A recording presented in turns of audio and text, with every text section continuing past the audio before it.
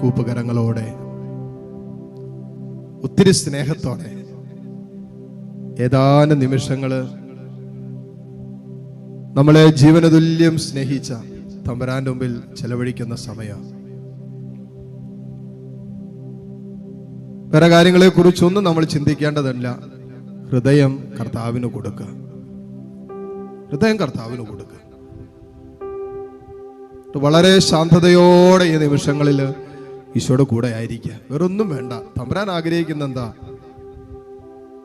മർത്ത മറിയം നല്ല ഭാഗം തിരഞ്ഞെടുത്തെന്നാ പറഞ്ഞത്. നീ ഒത്തിരി കാര്യങ്ങളെ കുറിച്ച് വ്യാപൃതയാണ്. മറിയം നല്ല ഭാഗം തിരഞ്ഞെടുത്തു. എന്താ നല്ല ഭാഗം? കർത്താവിന്റെ കാൽച്ചുവട്ടിൽ ഇരുന്നു. മർത്തയാകട്ടെ കുറെ കാര്യങ്ങള് യേശുവിന് വേണ്ടി ചെയ്യാൻ വേണ്ടി ഓടി നടക്കുമായിരുന്നു. അവള് വിചാരിച്ചു അതിലായിരിക്കും കർത്താവ് സന്തോഷിക്കുന്നെന്ന്. ഈശോ പറഞ്ഞു അല്ല, മറിയം നല്ല ഭാഗം തിരഞ്ഞെടുത്തു. കർത്താവിന്റെ നല്ല ഭാഗം തിരഞ്ഞെടുത്തവരാണ് നമ്മളിപ്പോ. കർത്താവിന്റെ കൂടെ ഇരിക്കുന്നവരാണ് നമ്മളിപ്പോ, അല്ലേ? വേറെന്തെല്ലാം കാര്യങ്ങൾക്ക് നമുക്ക് ഓടി അടക്കാമായിരുന്നു. വേറെന്തെല്ലാം കാര്യങ്ങൾ ഈ സമയത്ത് നമുക്ക് ചെയ്യാമായിരുന്നു. അതെല്ലാം വിട്ടിട്ട് കർത്താവിന്റെ കൂടെ ഇരിക്കാൻ തീരുമാനമെടുത്തവരല്ലേ നമ്മള്. കർത്താവിന്റെ കാൽപാദത്തെങ്കിൽ ഇരിക്കാൻ മക്കളെ നമ്മൾ തീരുമാനമെടുത്തവരല്ലേ. കർത്താവിനെ കേൾക്കാൻ, കർത്താവിനെ ശ്രവിക്കാൻ തീരുമാനമെടുത്തവരല്ലേ നമ്മള്. നമ്മൾ പറയുന്നത് കേൾക്കാതെ ദൈവം നമ്മളെ ഇട്ടിട്ട് പോകുമോ? 2-3 ദിവസം കർത്താവിന്റെ വചനം കേട്ട് ജനത്തെ പിരിച്ചുവിടാൻ ഒരുങ്ങിയപ്പോ കർത്താവ് പറഞ്ഞെന്നാന്നറിയാവോ? അവരെങ്ങനെ വിട്ടാ പറ്റില്ല. അവർക്ക് ഭക്ഷണം കൊടുത്തിട്ട് വിട്. അവർക്കിപ്പോ വിശക്കുന്നുണ്ടാകും. ഇങ്ങനെ പറഞ്ഞയച്ചാൽ അവർ വഴിയിൽ തളർന്നു വീഴുമെന്ന് പറഞ്ഞ കർത്താവ് ഈ അൾത്താരയിലുണ്ടെന്നേ. വെറും കൈയോടെ പറഞ്ഞയക്കില്ല. അവൻ വചനം തന്നിട്ട് നിനക്ക് ആവശ്യമുള്ളതൊക്കെ അതിന്റെ കൂടെ കൂട്ടിച്ചേർത്ത് തന്നിട്ട് കർത്താവ് വിടൂ. നീ അവന്റെ വചനം കേൾക്കാൻ അവന്റെ കാൽപാദത്തെങ്കിൽ ഇരുന്നെങ്കിൽ നിന്റെ ഭൗതിക ജീവിതത്തിന്റെ വിശപ്പ് മാറ്റാനുള്ള അപ്പം കൂടി കർത്താവ് നിനക്ക് തരും.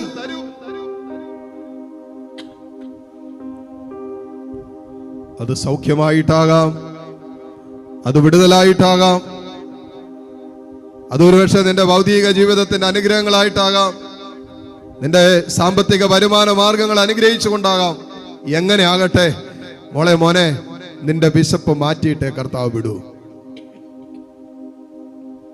നീ അവന്റെ കാൽപാദത്തെങ്കിൽ ഇരുന്നില്ലേ അവന്റെ സ്വരം കേൾക്കാൻ? അതാണ് നിന്റെ യോഗ്യത. നീ അവന്റെ കാൽപാദത്തെങ്കിൽ ഇരുന്നു കൊടുത്തില്ലേ അവന്റെ ഹിതമറിയാൻ? അതാണ് നിന്റെ യോഗ്യത. നീ അവന്റെ ചാരയിരുന്നില്ലേ അവന്റെ ഹൃദയ സ്പന്ദനങ്ങൾ അളക്കാൻ? അതാണ് യോഗ്യത. വേറൊന്നുമില്ല നമ്മുടെ യോഗ്യത. ആ യോഗ്യതയാണ് തമ്പുരാൻ ഈ നിമിഷം കാണുക. അതുകൊണ്ട് കർത്താവിന്റെ സ്നേഹത്തിലേക്ക് നമ്മളെ ചേർത്ത് വെച്ചുകൊണ്ട് കരങ്ങൾ കൂപ്പി കണ്ണു തുറന്ന് കർത്താവിനെ കണ്ട് നമുക്ക് ഒരുമിച്ച് ഈശോയെ ആരാധിച്ച് പ്രാർത്ഥിക്കാം.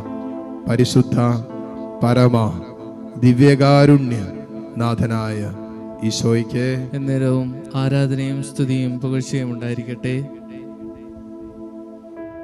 ഇതാ യാൽത്താരയിൽ ഈശോ നമുക്ക് വേണ്ടി പിതാവിന്റെ സന്നിധിയിൽ മധ്യസ്ഥം വഹിക്കുക.